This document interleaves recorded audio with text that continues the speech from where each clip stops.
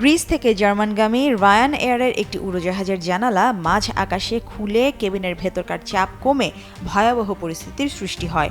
জানালার বাইরে চলে যান এক যাত্রী। পরে নিজের স্ত্রী এবং সহযাত্রীদের সাহায্যে অল্পের জন্য প্রাণে বেঁচেছেন লিউবিশা গারোভিচ নামের যাত্রী।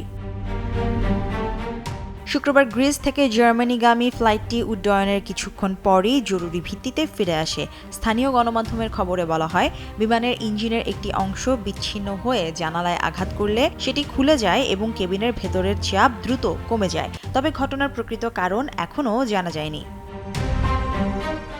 যাত্রীর স্ত্রী স্ভেতলানা গেরকোভিচ জানান, হঠাৎ করে চাপ কমে যাওয়ায় তার স্বামী লিউবিশা গারোভিচ জানালার দিকে চলে যান।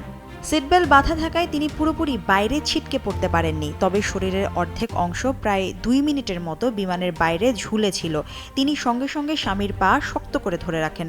পরে কয়েকজন সহযাত্রী এগিয়ে এসে তাকে সাহায্য করেন, যতক্ষণ পর্যন্ত না বিমানটি নিরাপদে থেসালোনিকিতে ফিরে আসে।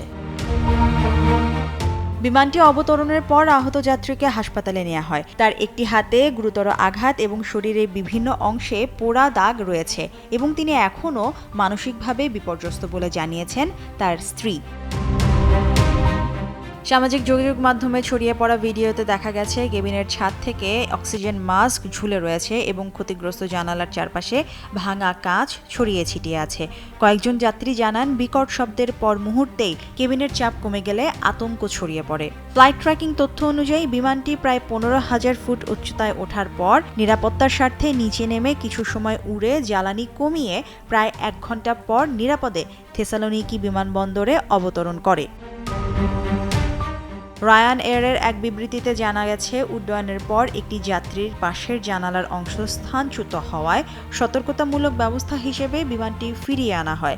পরে যাত্রীদের বিকল্প বিমানে জার্মানির মেমিঙ্গেনে পাঠানো হয়।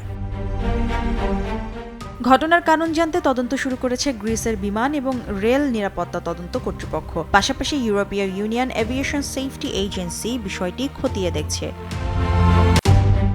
Mushrifa নুজাদ, Daily Sun.